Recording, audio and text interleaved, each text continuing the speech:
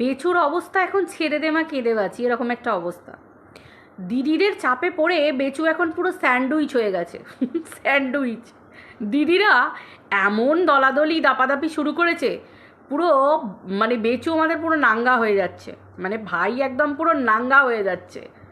ওফ, ভাবতে পারো মানে কি অবস্থা।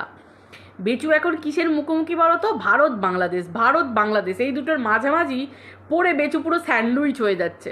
ভাই বেচুর এখন ছেড়ে দে মা কেঁদে বাজি। যা ভাই, তোরা যা যা গিফট দিয়েছিস, টাকা পয়সা দিয়েছিস, সব নিয়ে চলে যা, বাট আমাকে প্লিজ বাঁচতে দে তোরা। মানে এরকম একটা হাল হয়ে গেছে বেচুর।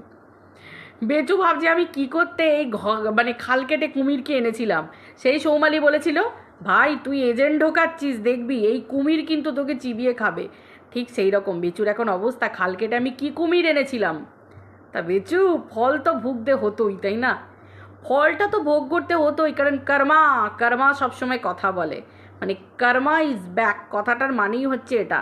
কর্ম তুমি যেমন করবে কথা বলবে। খুব এজেন্টকে পাশে বসিয়ে, হ্যাঁ, ও বউকে গালাগাল নোংরা কথা বলা, সেই দিনগুলো যাবে কোথায়? তার উপরে বেচু এখন মোটামুটি 1 মাস চালাবার জন্য রসদ পেয়ে গেছে। ওই ফটো, বেচু খালি ফটোগুলোকে ফেলছে সবার সামনে। ভাই তুমি ভিডিও করছো ঠিক আছে, ও ফটোগুলো নিয়ে যাও ভাই, যেখানে দেখাবার সেখানে দেখাও। ওই বিয়ের ফটো দেখে দেখে টিনার আর ফোকলার আমাদের চোখ পচে গেল। ভাই যেখানে লাগার এবার সেখানে লাগাও, কাজে লাগাও, ঠিক আছে?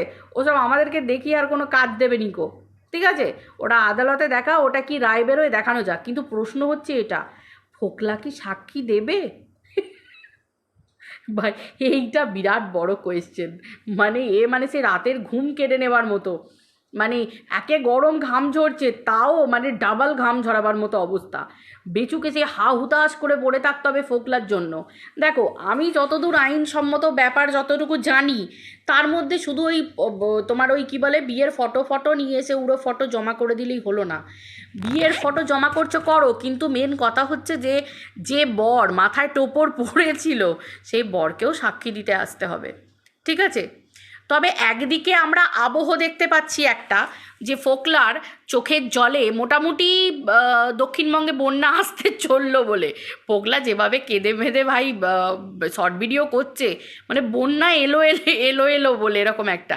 আজ তো আমি ফোকলার কান্না দেখে চোখের জলই ধরে রাখতে পারিনি। তো যাই হোক, এখন মেন ব্যাপার হচ্ছে এদিকে ফোকলার চোখের জল, তাহলে প্রশ্ন থেকে যাচ্ছে, ফোকলা কি আসবে? ফোকলা কি সত্যিই তাহলে সাক্ষ্য দেবে, নাকি ফোকলা মানে ওই দিনকে বাজি মাত দেবে? এইটাই হচ্ছে ব্যাপার, কারণ ফোকলার অনেক রকম রূপ আমরা দেখেছি, তো যাক দেখি এই রূপটা কেমন দেখায়।